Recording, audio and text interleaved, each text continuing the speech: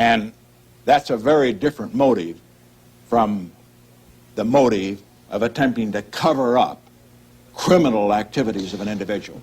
And so there was no cover-up of any criminal activities. That was not my motive. Cover-up is trying to prevent people from finding out that you did a crime or that a crime was committed.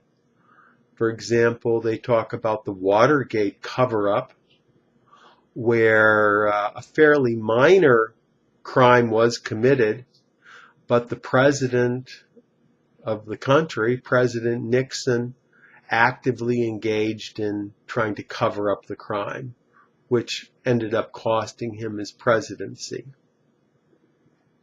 Similarly, someone who is stealing from a company might try to cover up their criminal activities by doing other things that hide the criminal activity. You may have, you could have something just sitting there and then you cover it up with a piece of cloth and you hope people don't notice it.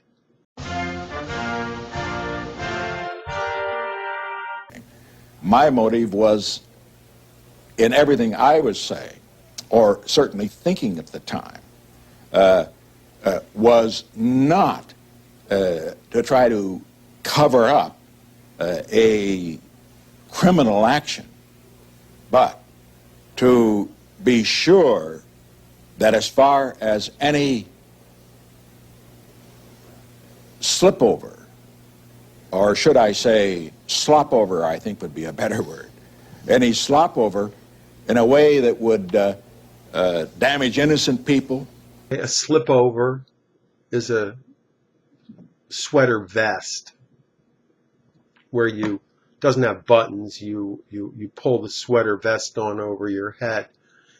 In this case, Nixon is using slipover as the substitute for cover-up, and he had some background with words that spies might use. So this could also be a spy word as well.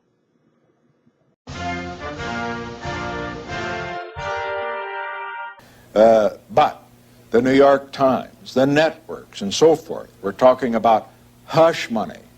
They were talking about clemency for cover-up. Hush money refers to money that you give to someone not to say that you did something, not to spill the beans on you, not to rat you out, not to say that you did what you did. To keep them quiet. To keep them quiet. You could also call it a bribe.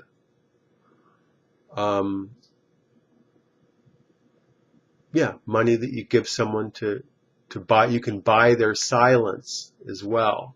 And to hush someone up is a milder way of saying to shut someone up. Yes, hush. It sounds like a whisper. So it means to tell somebody to be quiet. Parents might say to their children, hush. Or you might say, I started to talk, but then I realized I had to hush up. Or I would say something stupid.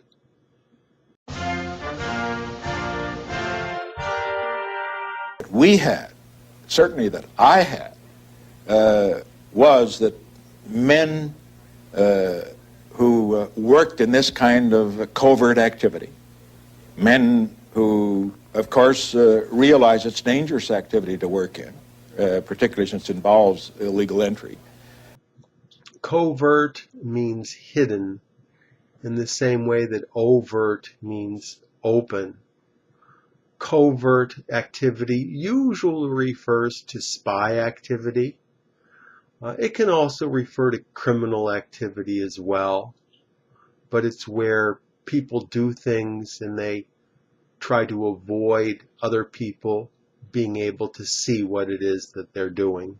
So you can have a covert activity, covert operation, covert investigation, maybe by undercover police. Exactly. And the government has a lot of covert operations. That's very well understood. And then similarly, the police could have covert operatives. These are police that do secret things that they don't want to tell anybody about. Maybe infiltrate into a gang and act and behave like a member of the gang to gain their trust, right? Exactly. And then also is the idea that for local governments, they're supposed to be fairly open about what they do, but it's understood that they can do a few sneaky things and they don't have to tell other people about them. And then oftentimes when there's a new administration, they want to be negative about the previous administration. Oftentimes they'll see what sort of covert activities the previous administration was doing, and to try to make them sound very sneaky because of it.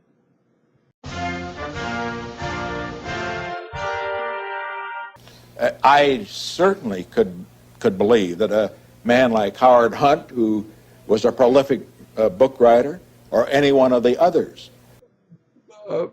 Prolific means to be able to produce things rapidly. In the case of a book writer, it's somebody that writes very, very fast, and hopefully they also write very well too. For example, right now, there's an author, his name is James Patterson, and he produces new novels at a very, very high rate. So he is a very prolific author. Similarly, in agriculture, an apple tree might be very prolific, or certain animals might be prolific. You can say rabbits are very prolific animals. They're able to produce a lot of babies very, very quickly, and then the babies will produce more babies. That's all for today. Tom Taylor is an ESL tutor. He teaches English in the United States and outside, all over the world, using Skype. He can be reached at his website, which is ESL-fullsteamahead.com. click on this link and check out his website and email with questions. Thank you, Tom, and I'll talk to you next time. Thank you.